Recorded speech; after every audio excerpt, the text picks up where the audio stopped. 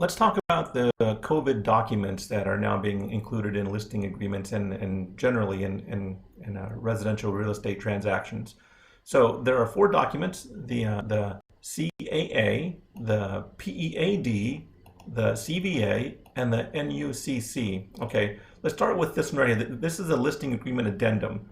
Okay, so this allows you to give me instructions on how you want me to represent your house. All right, so and generally after talking to sellers, I'll get a good idea of how you want me to structure this. But in general, this kind of gives a description of what's going on. Property showings. This is kind of important. Whenever I'm showing houses, do you want me to show the house or not? Right? If you don't want me to show the house, all right, you need to let me know. For the most part, I'm assuming you guys want me to show houses. Unless you don't, then we'll select this little button here, and we won't show houses at all. But for the most part, these are the two here that are optional. Do you want us to provide you with a pre-qual or proof of funds before we even show the house? And honestly, about 99% of the time, this is what I do anyhow. But there could be that one odd situation where somebody comes in the last minute and they have cash. Maybe I know them already. Maybe I've worked with them.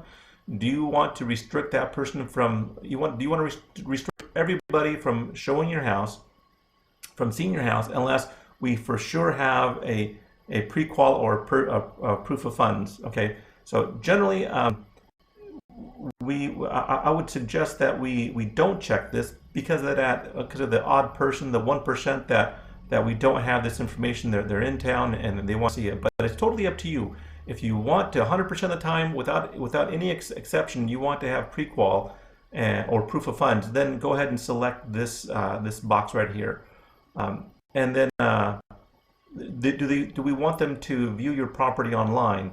Now, for the most part, again, 99.9% of the time, I do want buyers to view this property online. But what if they don't have internet? What if they're blind? What if they don't have internet access? What if their computer's down? There's a whole bunch of what ifs. It only affects 0.01% of the transactions, but do you want to prohibit that one buyer from seeing your house? I generally strongly encourage people to view all my pictures and videos online, but I don't know if we want to restrict them. Again, it's totally your call. Now, who do you want, besides the people showing the houses or seeing your house, do you want to prohibit anybody from seeing your house during this time of epidemic? Do you want to prohibit photographers or anybody from putting up signage, or for me, the agent, to do my visual inspection or a homeowner's inspection or an appraiser? All these typically, most people that I'm running across, they're allowing everybody here to still gain access. We're doing it very safely. The bottom here talks about how we're going to do it safer. But let me know if you want to prohibit anybody from seeing your house. Here's a termite guy. Do you want to prohibit the termite guy from doing any kind of work, any kind of a home inspection, and also any kind of repairs? These can be pretty minor repairs. Maybe we just need to strap a water heater or something, and we need to get a repair guy in there to do that. This is the final verification by the buyer's agent, and maybe you need a little bit of help moving your stuff out, and that would mostly be the listing agent. That would be me. Do you want to prohibit me from helping you, or maybe one of my associates from helping you pack up your furniture? It's totally up to you. Generally, most of my clients will allow all of these except for this one right here. This obtain county or other municipal or government inspections or permits. Really, I don't know what that means exactly. That's a bit too vague, but I would generally, unless you tell me otherwise, I would probably not select that button right over there. But everybody else is fine.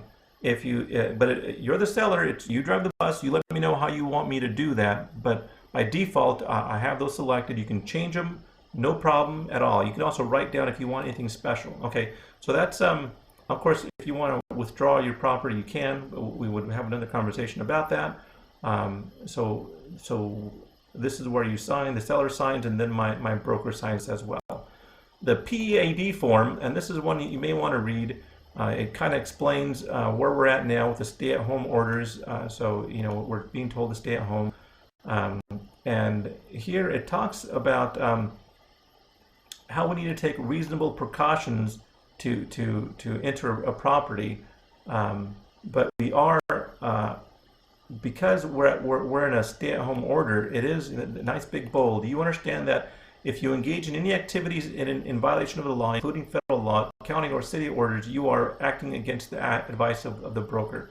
So obviously we don't want you to break the law. And right now, showing homes, well, real estate in general is considered an essential business.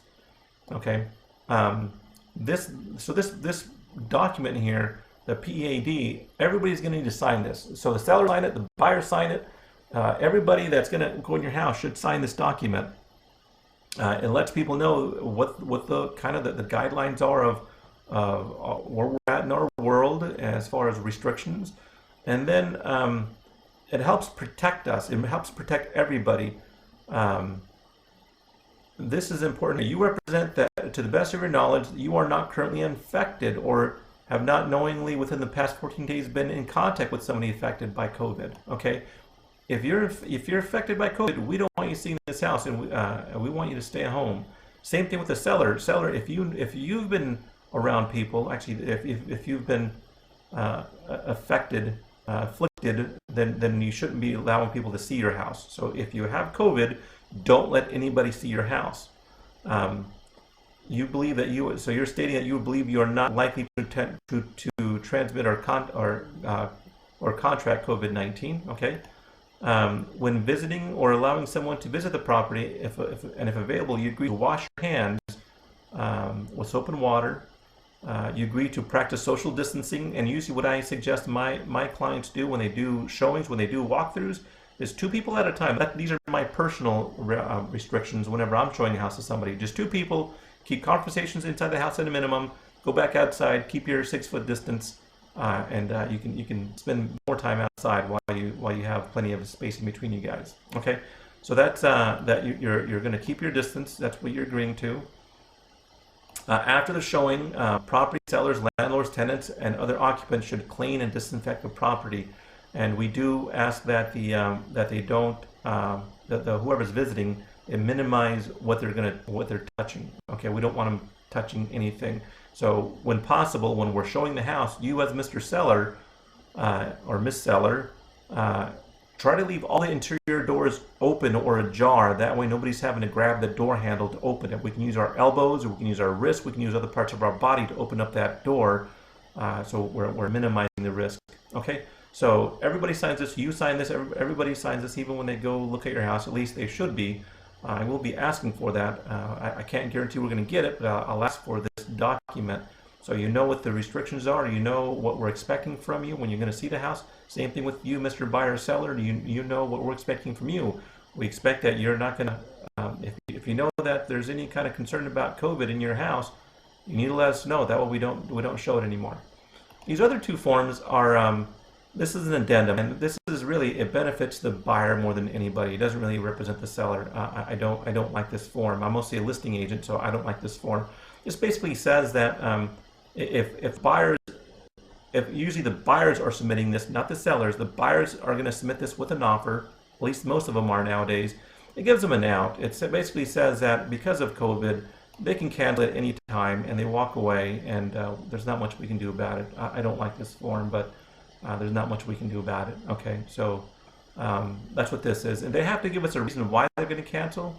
So this basically tells tells the seller, the buyer tells the seller that they can back out if they've been affected by COVID and they need to cancel it. Okay, so they can either ask for an extension of time, they can ask for an extension of escrow, or they can just cancel the contract. And the offers I've been getting in so far, it's either this is, well, all 3 have been selected when I'm seeing these offers come in, but the buyer chooses that. Now as a seller, you don't have to accept this. You can say, no thank you, I'll accept your offer, but not this particular amendment. Okay, so we do have a choice. Now whether the buyer is going to move forward or not, that's a whole separate conversation. And then the last form is the NUCC form. This is where they have to delineate why they're backing out. So if they submitted this and we agreed to it, everybody agrees to it, and they say that, that they're going to cancel it if they get COVID or they're affected by COVID, then this is the form that they have to include with it. This is going to delineate exactly how is COVID affecting them. Okay, so they have to fill this out and submit it with the offer. So it kind of gives them some parameters on what they can claim as being an affecting cause to cancel a contract. I still don't love it, but that's what we have to work with. Any questions? Give me a call. I appreciate it. Thanks.